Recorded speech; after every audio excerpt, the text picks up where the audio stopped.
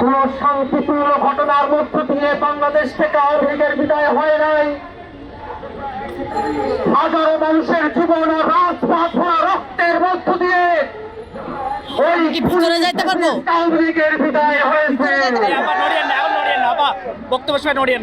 আমাদের পুনর্জন্ম হতে পারে, কিন্তু আওয়ামী লীগের পুনর্বাসন আমরা হতে দেব না। বাংলাদেশের যতবার আওয়ামী লীগ ক্ষমতায় এসেছে, ততবার বাংলাদেশের সাধারণ মানুষের জীবন ঝুঁকির মধ্যে পড়েছে। আপনারা দেখেছেন, সাম্য, মানবিক মর্যাদা, সামাজিক সুবিচারের কথা বলে যে মুক্তিযুদ্ধ হলো, তারপরে আওয়ামী লীগ ক্ষমতায় এসে বাংলাদেশে গণতন্ত্রের বদলে বাংলাদেশে তারা পাকশাল কায়েম করেছিল। বাংলাদেশের মানুষ দীর্ঘ সময় ধরে যে গণতন্ত্রের লড়াই লড়ে এসেছে, সেই গণতন্ত্রের মুখে চুনকালি দিয়ে 14, 18 এবং 24-এর নির্বাচনের নামে কলঙ্ক পাহার দিয়ে বাংলাদেশে ফেসিবাদ কায়েম করেছিল ওই পতিত আওয়ামী লীগ। বাংলাদেশের মানুষ শুধু তাদের কথার মধ্য দিয়ে নয়, তাদের জীবন দিয়ে আওয়ামী লীগের বিষয়ে তাদের সিদ্ধান্ত জানিয়ে দিয়েছে। আমাদের ভাইরা জীবন দিয়েছিল ওই খুনি হাসিনার হাত থেকে বাংলাদেশকে রক্ষা করতে, বাংলাদেশকে ফেসিবাদী আওয়ামী লীগের হাত থেকে মুক্ত করতে আমাদের ভাইরা জীবন দিয়েছিল।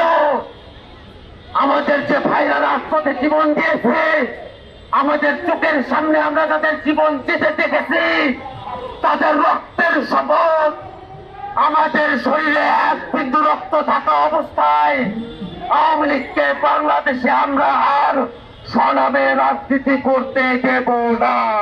বিরুদ্ধে তাদের জবান পরিষ্কার করেছে, ওই মুজিববাদী আদর্শের রাজনীতি বাংলাদেশে আর পুনর্বাসিত করার চেষ্টা হতে দেওয়া হবে না। আশ্চর্যের বিষয় হলো 7 মাস পেরিয়ে গেছে, এখনো পর্যন্ত অন্তর্বর্তীকালীন সরকার দল হিসাবে আওয়ামী লীগের ব্যাপারে কোন বিচারিক কার্যক্রম শুরু করে নাই।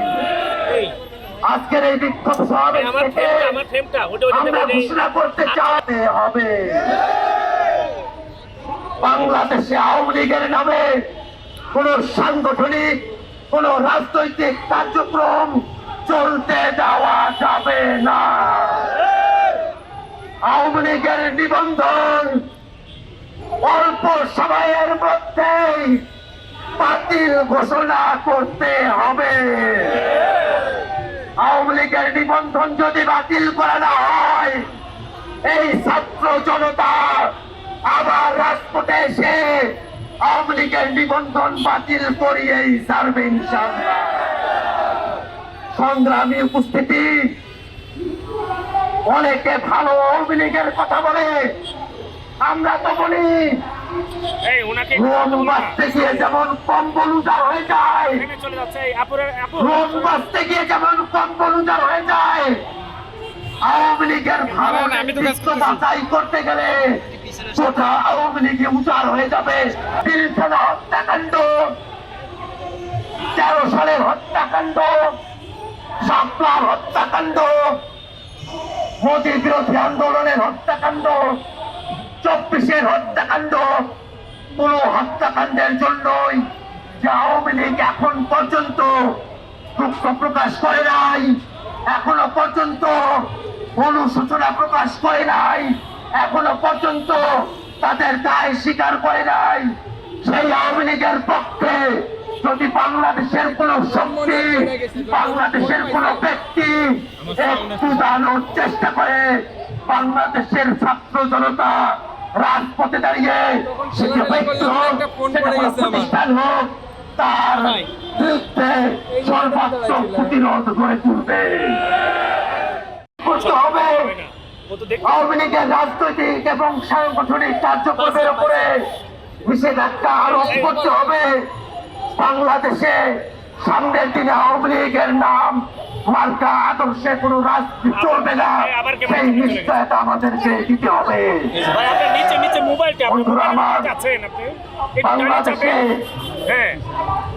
আমাদের অন্তর্বর্তীকালীন সরকারের প্রধান উপদেষ্টা যে জুলাই চার্টারের কথা বলেছে, আমরা বাংলাদেশের সকল রাজনৈতিক শক্তিকে, বেশিরভাগ বৈদ্যুতিক সকল পক্ষকে আমরা আহ্বান জানাই, রাজনৈতিক ভাবে জাতীয় ঐক্যমতের ভিত্তিতে সেই জুলাই চার্টারে আওয়ামী লীগকে নিষিদ্ধ করার কথা উল্লেখ থাকতে হবে।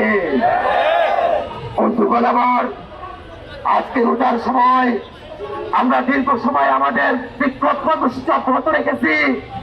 আজকের বিক্ষোভ কর্মসূচিতে আপনারা যারা গোটা ঢাকা শহর থেকে উপস্থিত হয়েছেন, জাতীয় নাগরিক পার্টি এনসিপির ঢাকা মহানগরের নেতৃবৃন্দ আপনারা যারা উপস্থিত হয়েছেন, তাদের সকলকে ধন্যবাদ জানিয়ে